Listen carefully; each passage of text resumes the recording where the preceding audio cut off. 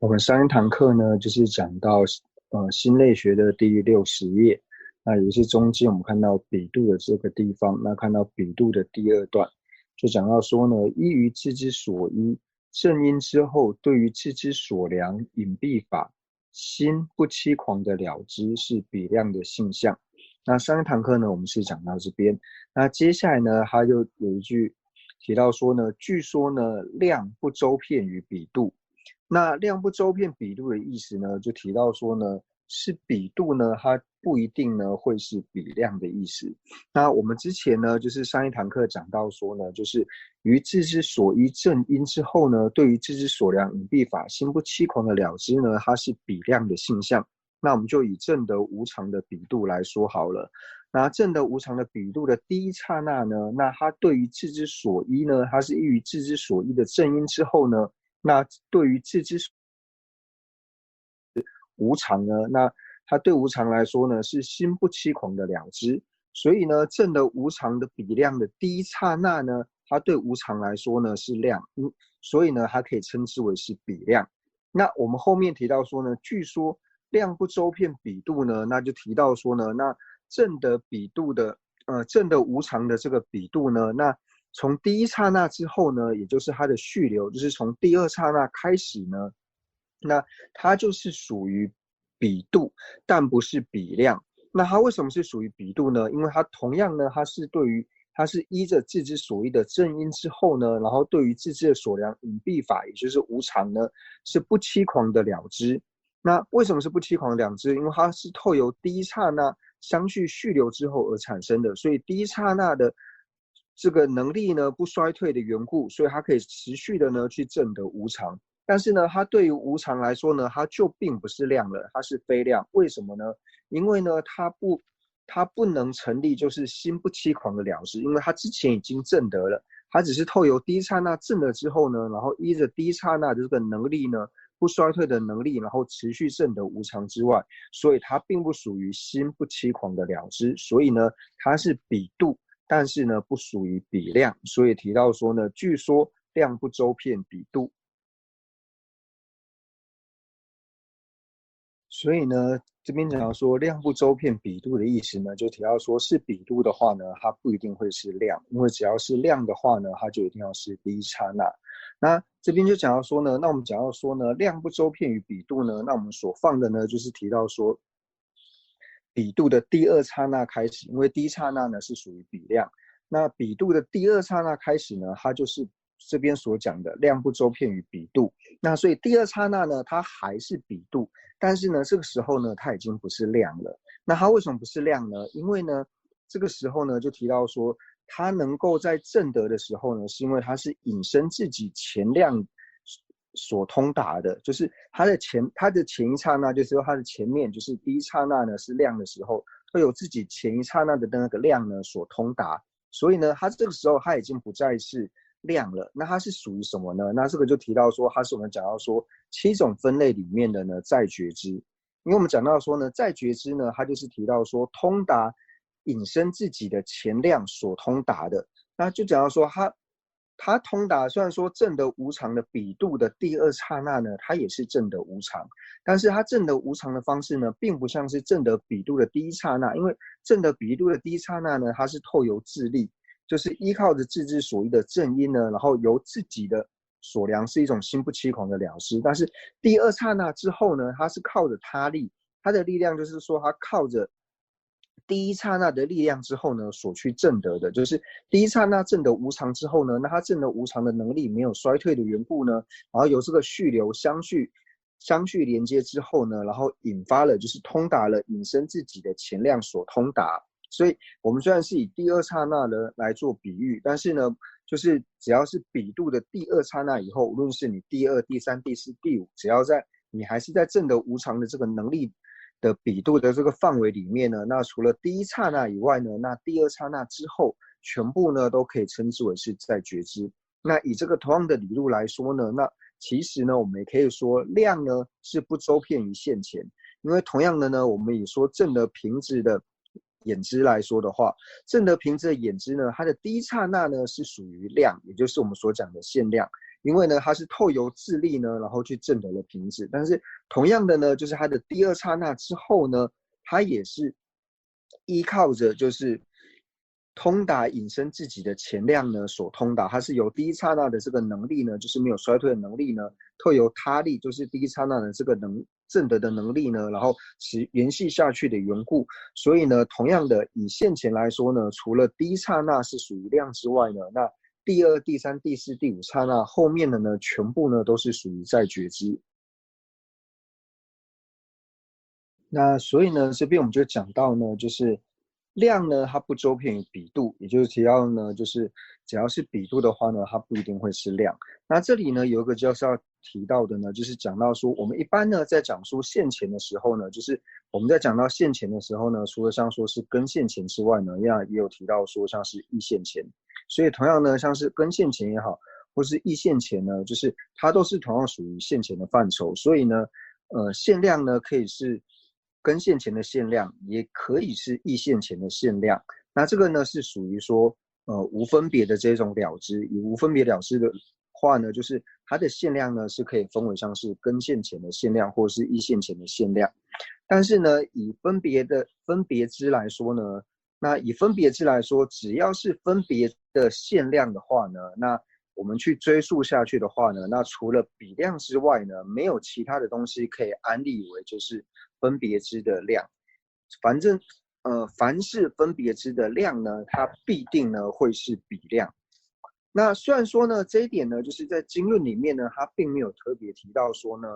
凡是分别知体性的量呢，它就一定要是比量，就是在经论里面呢是没有提到的。但是呢，我们会下这个结论呢，最主要就是透由理路呢去成立的。因为除了所有的分别知里面呢，你能够安立量的呢，就是我们追寻到最后呢，除了比量之外呢，没有其他的分别知呢是可以把它安立为量的。所以到最后我们就可以得知呢，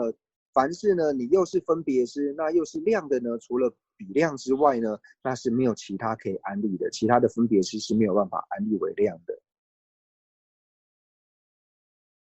那为什么呢？我们说可以透由理路呢来成立说，就是凡是呢属于分别的量呢，它就一定要是比量呢。那这个原因呢是怎么来的呢？那就提到说呢，我们上一堂课呢就是提到说证得净的方式呢有两种，有两种不同的方式呢去证得净。那一种呢就是透由直接的领纳或是感受，就像是我们直屏的眼知呢，它直接证得瓶子这样，它是可以透由直接去领纳到瓶子，眼睛它直接就是赤裸裸的看到瓶子之后呢，它就已经可以说它证得了瓶子。那另外一种证得方式呢，它就是不是透由这种直接领纳证得的方式，而是它一定要透由一个理由，透由一个原因。那从这边呢，我们就可以从比度的它的一个性象呢，直接来看到说为什么呢？就是讲到说属于分别的量呢，就一定要是属于比度呢？因为就讲到说，你对于呢，就是我们既然要透由理由还有原因去证得的话呢，那就为了透过一个正因去证得之外，一个正确的原因去证得之外，如果是一个不正确的原因的话，我们就没有办法证得这一法。那同样的呢，以比度来说，它的现象就提到说，依于自之所依的正因之后呢，那对于自己的所量，也就是隐蔽法呢，它是一个不欺狂的单着之。那能够透由理由去证得的呢，那除了比度之外呢，其他是没有办法的。而且讲到说，你既然是比度证得的话呢，那你也唯有透过正确的因，你才能够证得。就比如说呢，我们一般讲说呢，我们透过有烟的山呢，那可以了解到说呢，那个山上呢是有火的，就是透过一个正确的原因去了解。你不可能随便呢透过一个理由，然后就说你证得了什么东西，这是不可能的。所以要么就是透过直接感官的这种领纳领受的方式，那这种领纳直接领纳领受的方式呢，它就是直接了解到这个境之后，它就证得了，它并不需要透有理由。那另外一种要透有理由的呢，就是他对于自己的所量呢是要一种不欺狂的这种单着知。那这种证得的方式呢，那你唯有透过正因，那把这些理由全部组合起来之后呢，那就变成了比度的性象。所以对于凡夫来说呢，我们一开始证得一法的时候呢，要么就是直接领纳感受，直接证得的，就像根知证得的这种方式，要么就是透由正因呢，透由正因去证得的。所以这样子去推理之后呢，我们就可以了解到说呢，凡是属于分别的量呢，就除了比度之外呢，除了比量之外呢，是没有办法再安立其他是又是比度然后又是量的东西了。那所以呢，我们就可以理解到说呢，透过以上的理由呢，我们就可以安立到说呢，凡是属于分别的量呢，那除了比量之后呢，是不会有其他的。那同样呢，我们也讲到说呢，就是文思修这三种会里面呢，那只要是比度呢，它就一定呢会是属于诗会，它一定是文会、诗会、修会里面，它一定呢会是属于诗会。那我们也讲到说呢，就是文会呢，它是属于视察意。那诗会呢是比度，那修会呢就讲到说我们最就近的修会是什么呢？最就近的修会呢，它一定呢会是现前。所以一般我们在讲说一个文思修，或者说有境呢升起的次第，或是升起的一个方法呢，就是一定先透由视察意，然后升起了比度，然后呢最后升起了现前。那所以呢，在讲到说呢，就是文思修升起的次第之后呢，那还有一个呢会被拿来讨论的呢，就是提到说呢，佛陀心绪中的一切片质。因为呢，我们可以知道说，我们既然这边讲到说呢，量呢不周遍于比度，那同样呢，量不周遍于现前，所以我们可以知道说呢，凡是众生呢，只要是众生呢，他心绪只要是量的第二刹那呢，那都是属于在觉知。为什么呢？因为他第二刹那之后呢，他去证得境的时候呢，他没有办法再透由智力去证得，他都是依靠第一刹那的他力，就是由的第一刹那的这个能力的延续的相续的这个力量呢去证得的缘故。所以凡是众生心绪里面的量呢，都只有第一刹那。那它量的第二刹那之后呢，这个量的第二刹那相续开始呢，都是属于在觉知。但是对于佛陀的一切片质来说呢，那是属于特例，因为佛陀的一切片质呢，它没有所谓的量跟非量的分别。无论是佛陀他一切片质，无论是第一刹那、第二刹那、第三刹那，无论哪一刹那来说，它呢都是属于量。为什么呢？因为佛陀呢，他以他的一切片质的第二刹那来说好了，它并不是一个透由一个能够引申自己的前量所通达的，它不需要这个样子，因为无论它的第二或是第三刹那呢，都是可以透由智力去证得这个境。所以呢，对于佛陀来说呢，它是一个特例，因为佛陀他的一切片质来说，它无论是第一、第二、第三，无论哪一个刹那呢，都是属于量。那这是跟众生呢最大的一个差别。那所以呢，我们可以讲述呢，就是佛陀呢是属于特别的。为什么佛陀是特别的呢？那佛陀跟众生最大不同的地方呢，就是我们讲到说呢，佛陀呢，他能够成佛最主要原因呢，他是透由就是二资粮圆满二资粮之后呢，然后尽除了二障，所以他圆满二资粮尽除二障之后呢，他是可以在一刹那的时间呢，同时证得圣义地以及世俗地是可以完全现前了知的。所以呢，我们可以说佛陀呢是一个特例。那除了佛陀之外呢，那其他的众生来说呢是不会有这种特例的。所以佛陀呢算是特别。所以对于佛陀来说呢，只要是佛陀心绪之中的这种了知的话呢，那全部呢都会是属于量。那这边呢讲到这里之后呢，那我们来讲一个，就是提一个，就是在辩论上蛮难回答的一个问题。那就有人讲到说呢，就是我们这边讲到说呢，量不周遍于比度。那我们举的例子呢，就提到说比度的第二刹那呢，它是属于比度，但是呢，它并不是量。那为什么它不是量呢？就是我们刚刚讲到了，因为它，比如说证得无常的比度的第二刹那。证得无常比度的第二刹那呢，它为什么不是量呢？因为它对于自己的这个所量呢，就是无常这个隐蔽法呢，它并不是一个心不欺狂的了知，因为它是透由自己的第一刹那，就是透由自己的第一刹那引申了自己之前的量呢所去通达的，而不是透由智力去了知，是由他力去了知的。那如果这样子讲的话呢，那就会有一个辩论的题目出现。那这个辩论呢，就是我们先讲这样子好了，就是比度证得无常比度的第一刹那，那它的对境呢是无常。那这个无常呢，那同样的就是我们正的无常的比度的第一刹那呢，它正得的无常呢是无常的第一刹那。那正的无常比度的第二刹那呢，它所正得的无常呢是无常的第二刹那。那正的无常的比度的第三刹那呢，它所正得的呢是无常的第三刹那。那为什么要这样子讲呢？因为呢，我们知道说在无常的第一刹那的时候呢，那正的无常比度的第二刹那呢还没有升起。那正的无常比度的第二刹那升起的时候呢，那无常的第一刹那已经消失了，那它所证的呢，其实是无常的第二刹那。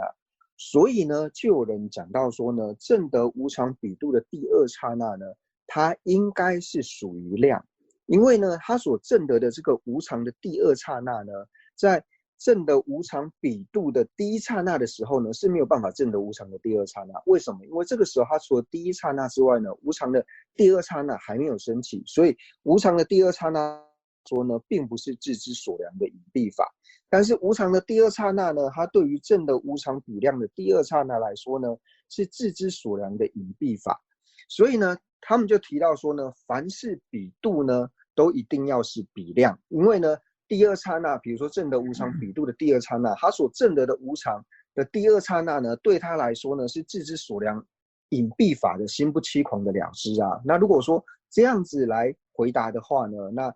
要再变下去其实是蛮困难的。那所以呢，用同样的理路呢，那我们来推呢，就是讲到说以直凭眼知来说的话，那就会发生一模一样的这一种状况。因为以同样的理路来推的话呢，那比如说我们面前呢有一个瓶子，那我有一个直凭的眼知，那同样呢，我直凭眼知的第一刹那呢，所证的呢，或者说所看见的瓶子呢，是第一刹那的瓶子。那同样呢，在第一刹那的直凭眼知呢，他没有办法看到瓶子的第二刹那，因为瓶子的第二刹那在瓶子第一刹那的时候呢，尚未升起，所以既然尚未升起的话呢，就表示说它那个时候是不存在的。所以对直凭眼知第一刹那来说呢，它除了证得了瓶子的第一刹那之外，它是没有办法证得瓶子的第二刹那的。所以直凭眼知的第二刹那呢，它所证得的瓶子呢，也是瓶子的第二刹那，因为只有在这个时候呢，直凭眼知，因为瓶子的第二刹那升起的时候呢，瓶子的第一刹那已经消失。那瓶子第二刹那升起的时候呢，能够证得它的也只有直凭眼知的第二刹那，因为第一刹那的直凭眼知在这个时候呢也已经消失了。所以同样呢，以这样子来讲的话呢，就无论是现前也好，或是比度也好呢，那我们就不能说除了第一刹那呢是量之外，第二刹那呢它并不是量，它都是属于在觉知。为什么呢？因为呢，它对于自己的所量呢，是要透过引申自己的前量所通达之后呢，那他再去通达的，就是说它是由他力而生。那如果用这种方式去理解的话呢，那这样子就不成立了。因为对于第二刹那的直凭眼知来说呢，它对于瓶子的第二刹那呢也是属于量，因为瓶子第二刹那是它的所量，而且对他来说呢也是心不欺狂的一个了知。所以这个时候呢，就会变成说我们也没有办法安立说直凭眼知的第二刹那呢，它并不是属于在觉知，因为呢它也是量。为什么？因为它对于说自知所量呢也是心不欺狂的一个了知。那这样子去讲的话呢，会有什么样的过失呢？那如果说我们用这种理路呢去成立的话呢，那我们只能从过失面来看的话呢，就会变成说，那这样子凡是能够证得尽的了知的话，无论你是现前或是比度也好，凡是能够证得量的凡是能够证得尽的了知的话呢，那他呢都没有办法是在觉知。为什么呢？因为他对于说他的尽呢都是心不欺狂的了知，所以只要是证得尽的了知呢，通通都是量。那这个时候呢，我们就没有办法再安立在觉知了。那这个呢，就是我们透由理路呢去观察之后呢，可以去做观察思维，大家可以去做一个思辨。那这个时候呢，我们再讲一个就是让大家比较容易了解的一个方式，就是说我们已经学过因果了嘛，因果我们之前在社会学的时候呢已经学过了。那我们在学因果的时候呢，会讲到说呢，就是因和果呢是不同时的，一定是先有因之后呢才会有果。那因果不同时的时候呢，那我们举一个例子来说，就是种子呢和苗芽。那我们通常用种子和苗芽来说的时候呢，那我们知道说种子呢它是因，那苗芽呢它是果，那所以呢苗芽呢是透由种子而生。那从这边呢我们就可以来做一个思维，来做一个观察，那大家会比较容易理解。就提到说呢，我们在讲到说呢，种子是因，那苗芽是果，那因果呢是不同时的，所以呢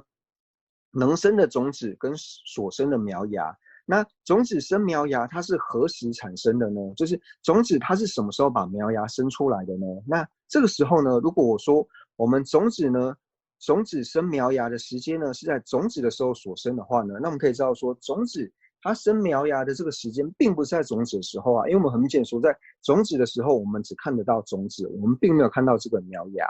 那如果说种子生苗芽的时候呢，是在苗芽的时候生出来的话，那就不对啦。那在苗芽的这个时候，应该我们也看得到种子啊，但是苗芽生出来之后，我们就找不到种子啦。所以能生的种子跟所生的苗芽，这两者呢是什么时候生的？就是能生的种子，它是什么时候把所生的苗芽给生出来的？所以当我们把时间加进去的时候呢，它就可以帮助我们呢去多做思辨。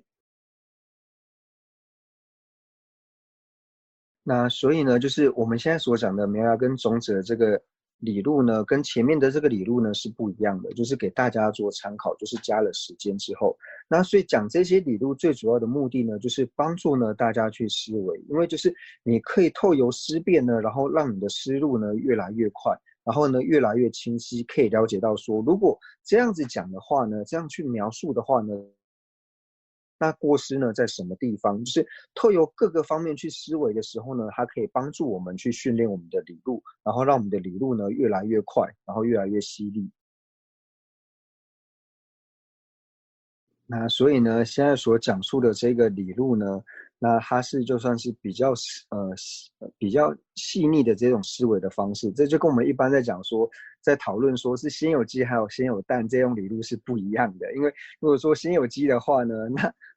鸡它没有蛋，它哪来的鸡？那或者说呢，先有蛋才有鸡的话，那这个蛋呢到底是谁生的，并不是这样子的理路。就是说，我们可以透由理路呢，然后仔细的去思辨，然后让我们的思路呢越来越清晰。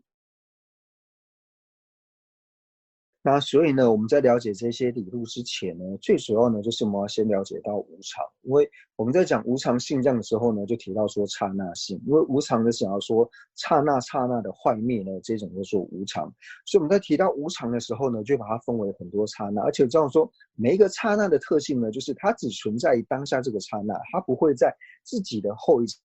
呢还存在，因为它这一刹那形成之后呢，它在下一刹那它就坏灭。所以我们在讲到说，为什么要提到说时间或者说前后刹那这个的缘故呢？最主要就是因为说无常的缘故。因为什么叫做无常？我们之前就讲到说，无常的坏灭，它并不是这种突然坏掉的，它是累积每一刹那的这种坏灭，刹那刹那的坏灭累积之后呢，才会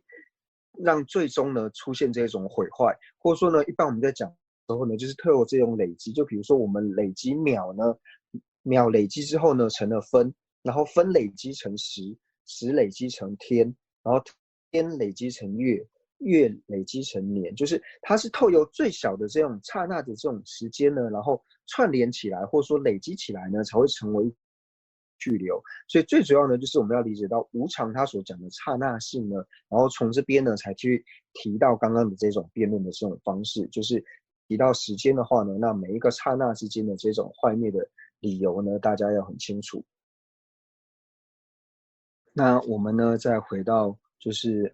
比度这个地方。那在讲述比度的时候呢，那又提到说，其实呢，比度呢，它跟智力比度，就是自己的智，力量的力，智力比度。那又提到说是位置比度，就是为了自己的比度。那智力比度跟位置比度是同一个，就是翻译的不同。那比度呢，跟智力比度，还有呢巨婴比度呢，那这三者呢是同义的。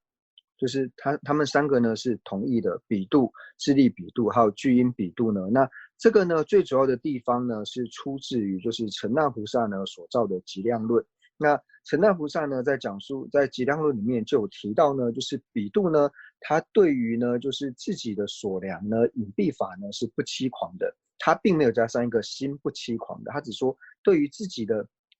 自己的所量隐蔽法呢不欺狂的这一种呢，称之为比度，或者是自利比度，或是呢巨阴比度，就是在极量论陈道菩萨呢有提到。但是呢，有一些人就是像刚刚讲到的，他会把比量呢加上去，就提到说比量和比度、自利比度呢，还有巨阴比度呢是同义的。那如果说呢，陈大菩萨呢，他如果是在就是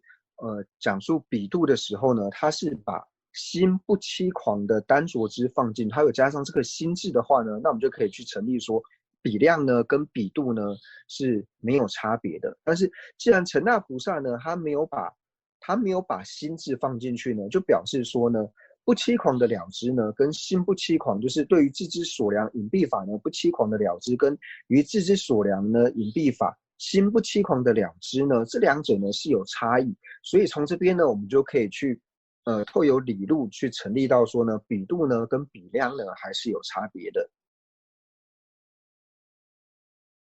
接下来呢，我们就看到说比度呢，它分为3种，就是提到说呢，分类有3：性许比度、集成比度，还有事事比度。那这个呢，是在我们这个课本的范围里面呢，先讲到了，就是比度呢分为3种。但是呢，在最开始极量，就是成道菩萨所造的量论里面呢，就是极量论里面呢，它其实呢是讲到说呢，比度呢，就是比度它又可以分为2种，那分为哪两种呢？就是提到说，位置比度还有位他比度。那位置比度就是我们刚刚讲的说智力比度。那虽然说呢，在极量论里面呢提到说呢，比度呢它分为2种，就是在讲比度的时候呢，就提到说最主要是透由3项成立的。那在讲述说透由3项成立所成立的这个比度呢，就可以像刚刚讲的比度，或者说呢位置比度还有居因比度这3者呢是同义的。那后面呢又提到说呢，这个比度呢它分为了2种，那分为说位置比度和位他比度。那位置比度跟位他比度两者呢，那位置比度就是我们刚刚所讲的，它跟比度两者呢是同义的，所以只要是位置比度，它就一定呢是属于比度。但是位他比度呢，它并不是比度，它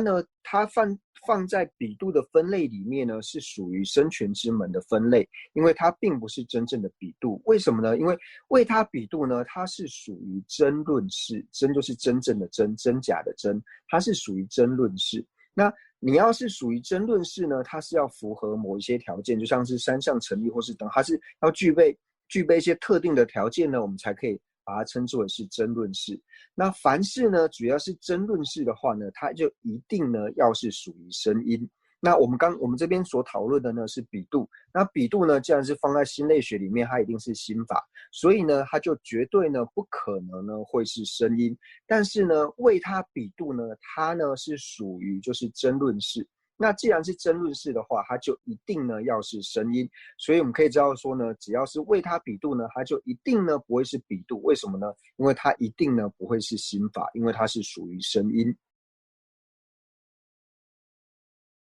那这边呢就会问到说，那为它比度呢，它既然不是心法的话，它是声音，是属于摄法的话，那为什么要把这个为它比度呢安上比度这2个字呢？那最主要原因呢，我们就提到说呢，就是为它比度呢，它是属于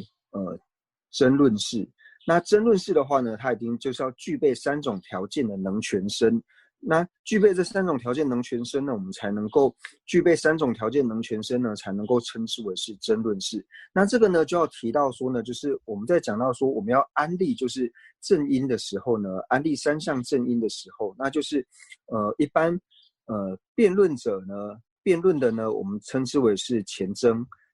者；那回答的呢，我们称之为是后争者或是答辩者。那就是当前争者呢，就是辩论的人呢，他在对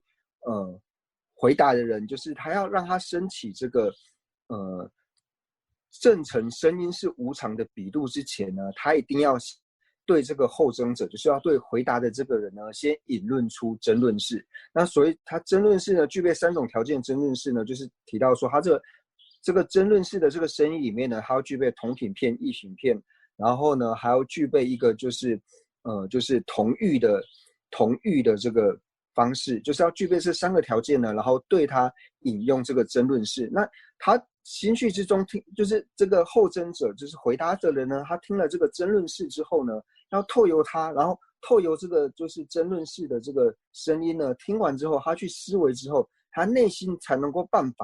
有办法升起身世无常的这个比度的缘故。所以就说呢，身世无常的这个比度呢，它的因呢一定要有一个去成立身世无常的一个争论式。他这个争论式呢，就是前争者他要先就是讲述给答辩的这个人，他要先把这个论式引出来，然后引出来之后呢，那回答人才会透由这个争论式呢，透由这个声音，然后去思维之后，才能够升起一个正得身世无常的一个比度。那所以呢，我们可以知道说，它是透由这个声音才升起的身世无常比度的缘故呢，所以把这个比度的这个名字呢，就是把果名呢安立为因名的意思，所以把这个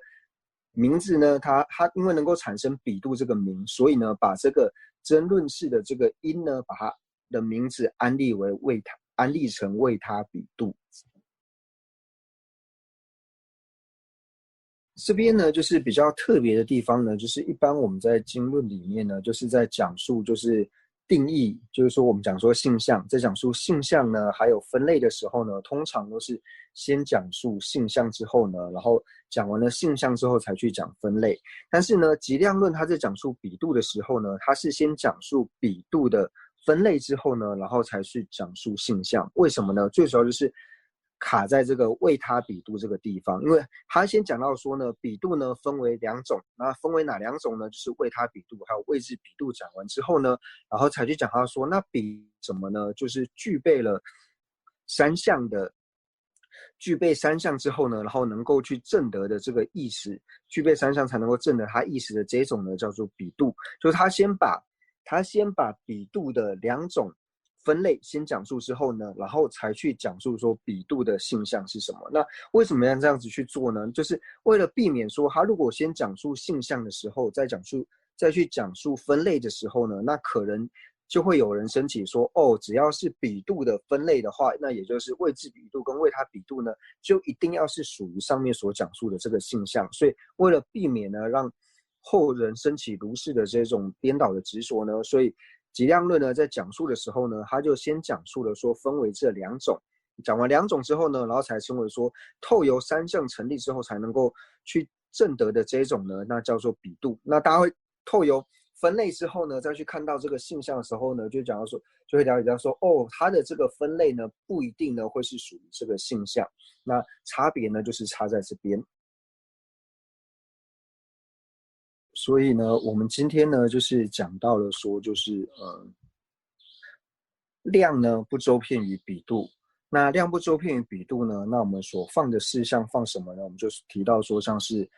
比度的第二刹那。那讲到比度的第二刹那呢，它是比度不是比量，所以呢，我们透过这个呢又讨论到说，那比度的第二刹那呢，它既然是属于比度不是属于量的话，那它是属于什么呢？那就讲到了说是在觉知。那在提到了在觉知之后呢，那接下来呢，我们又就是提出了疑惑，就讲到说呢，那既然是第二刹那呢是属于在觉知不是比量的话呢，那就提到了说，那它的第二刹那呢应该也是属于量，因为呢它对于自知所量的隐蔽法呢也是心不欺狂的了知，因为它的自知所量呢是属于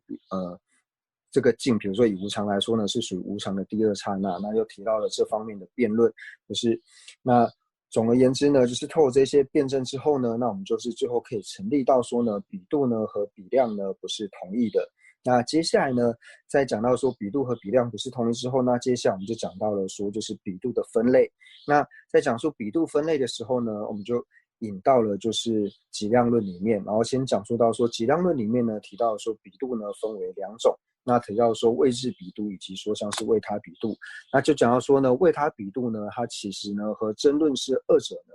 是一样的，因为为他比度呢，它不是比度，它是属于争论式。为什么是争论式就不会是比度呢？因为是它的话呢，就一定要是声音是色法，所以就不可能会是心法。那接着又提到说，那为什么要把为他比度呢？它既然是声音的话，为什么要把它安立为比度的名字呢？那主要呢是讲到这个。那对于说就是